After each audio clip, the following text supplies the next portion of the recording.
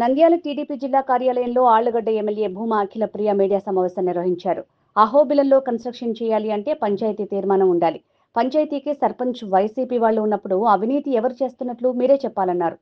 అప్పుడే అహోబిలంలో ఇల్లీగల్ గా అక్రమ కట్టడాలు ఎవరు నిర్మించారు, అన్ని కూల్చడానికి నేను సిద్ధం, వైసీపీ వాళ్ళు రెడీనా అంటూ సవాల్ విసిరారు. అక్రమంగా ప్రభుత్వ భూమిలో నిర్మాణాలు ఎక్కడైతే ఉన్నాయో అన్ని కూల్చివేస్తామన్నారు. అక్రమ నిర్మాణాలన్నీ వైసీపీ హయాంలోనే జరిగాయి. ఈ రోజు నేను ఇప్పటికిప్పుడు పోదాం. ఎవరైతే ఇల్లీగల్ గా కన్స్ట్రక్షన్ చేశారో అహోబిలంలో అన్ని కూల్చేద్దాం. నేను రెడీ. ఇప్పటికిప్పుడు పోదాం. వస్తారా సాక్షి వాళ్ళు? వస్తారా వైసీపీ వాళ్ళు?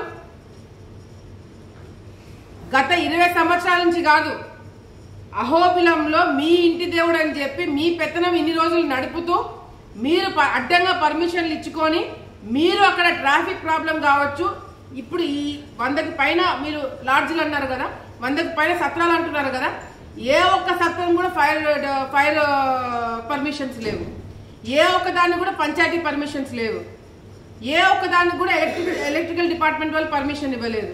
మరి ఎట్లా కన్స్ట్రక్షన్ చేశారండి? ఎవరు హయాంలో చేశారండి? 20 సంవత్సరాల నుంచి ఇల్లీగల్ గా కన్స్ట్రక్షన్స్ చేస్తున్నారని చెప్పి మీ సాక్షుల్లోనే రాశారు. నేను చెప్పడం పక్కన పెట్టండి, మీ సాక్షులు రాసినారు. మరి అటువంటి అప్పుడు గతంలో మీరు ప్రభుత్వంలో ఉన్నప్పుడు ఏం చేస్తున్నారు? గత 5 సంవత్సరాలు మీరు అధికారంలో ఉన్నప్పుడు ఈ సత్రాల మీదకి మీరు ఎందుకు పోలేదు? ఈ సత్రాలు మీరు ఎందుకు క్యాన్సిల్ చేయించలేదు? మేము వచ్చి సంవత్సరమే కదా అయింది. గత 5 సంవత్సరాలు మీరే కదా ఉన్నారు. మరి ఈ సత్రాల మీద ఎందుకు యాక్షన్ తీసుకోలేదు మీరు? టెంపుల్లో అవినీతి జరుగుతుంది, బయట అవినీతి జరుగుతుంది, కేవలం వైసీపీ నాయకుల వల్లనే ఇదంతా మొదలైంది. మేము ఫుల్ స్టాప్ పెట్టడానికి చూస్తున్నాము, కానీ మీరు ఎక్కడ కూడా సహకరించట్లేదు మీ సాక్షి వాళ్ళు. లేదు, నేను మొన్న కూడా నా గురించి ఆర్టికల్ రాసినప్పుడు ఒకటే చెప్పిన, ఇప్పటికిప్పుడు నేను సిద్ధం. నా మీద నేను చేశాను, మేము వసూలు చేసుకుంటున్నామని మీరు ఒక్కటంటే ఒక ఆధారం చూపించండి, నేను రాజీనామా చేసేస్తా. ఒక్కటంటే ఒక్కటి నిరూపించండి, నేను రాజీనామా చేస్తాను. ఎక్కడ ఇట్లా సాక్షి వాళ్ళు మీరు ఏది పడితే అది రాయడం వల్ల ఎవరికంటే నష్టము? ప్రజలకి నష్టం కాదు, మాకు నష్టం కాదు. ఎవరికి తెలుసా? మీ యాజమాన్యానికి. మీరు తప్పుడు రాతలు రాస్తే మేము కేసులు వేస్తాం. ఎవరండి రావాల్సింది? కోర్టు చుట్టూ ఎవరండి తిరగాల్సింది? మీ సాక్షి వాళ్ళు కాదా? మీ మేడం కాదా? భారతి గారు కాదా? ఆమె పేరు మెన్షన్ చేయరా? ఆమె గురించి కూడా ఆలోచించారు మీరు? నాకు తెలిసి ఎవరైతే ఈ రిపోర్ట్ రాశారో, ఎవరైతే ఈ ఆర్టికల్ రాశారో పాపం మర్చిపోయినట్టున్నాడు. ఈ ఆర్టికల్ రాసినట్టు, ఇది రాశారని మర్చిపోయి ఇది రాసినట్టున్నారు. లేకపోతే ఏ ఇల్లీగల్ కన్స్ట్రక్షన్స్ చేస్తున్నారని చెప్పి రాసిన వ్యక్తి ఆ ఇల్లీగల్ కన్స్ట్రక్షన్స్ వెనకేసుకుంటూ మళ్ళీ ఇంకొక ఆర్టికల్ ఎట్లా రాస్తున్నాడు? ఇది మీ జర్నలిస్టులకే వదిలేస్తారు. నేను ఈరోజు ప్రెస్ ఫ్రీడమ్ డేనా? ఈరోజు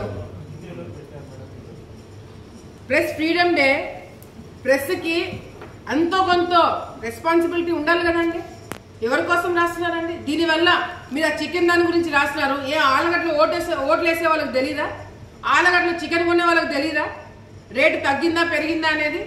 మీ సాక్షి పేపర్ కొంటూ మీకు ఓట్లు వేసిన వాళ్ళే ఇది వాస్తవం కాదు అని మాట్లాడుకునేలాగా మీరు చేసుకుంటున్నారు. మేమేం లేదు.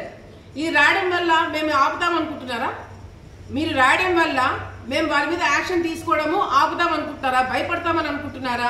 నేను ఇప్పుడు చెప్తున్నాను, ఎవరైతే అక్రమంగా ప్రభుత్వ భూములు ఆక్రమించుకున్నారో, అది వక్ఫ్ బోర్డు కావచ్చు, ఎండోమెంట్స్ కావచ్చు, ఇరిగేషన్ డిపార్ట్మెంట్ కావచ్చు, ఎవరిదైనా సరే గవర్నమెంట్ భూమి ఆక్రమించి ఎవరైతే ఇల్లీగల్ గా కన్స్ట్రక్షన్స్ చేశారో అవన్నీ కూడా డెమాలిష్ చేయడం జరుగుతుంది, అవన్నీ కూడా తొలగించడం జరుగుతుంది.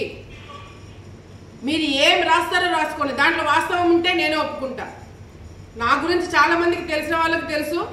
మీరు వాస్తవాలు రాసుకుంటే నన్ను నేను కరెక్ట్ చేసుకోవాలంటే ఒక సెకండ్ కూడా నేను ఆలోచించాను. అవును వాళ్ళు రాసింది కరెక్ట్, మేము మార్చుకుంటామని చెప్పేదానికి ఒక సెకండ్ కూడా ఆలోచించాను.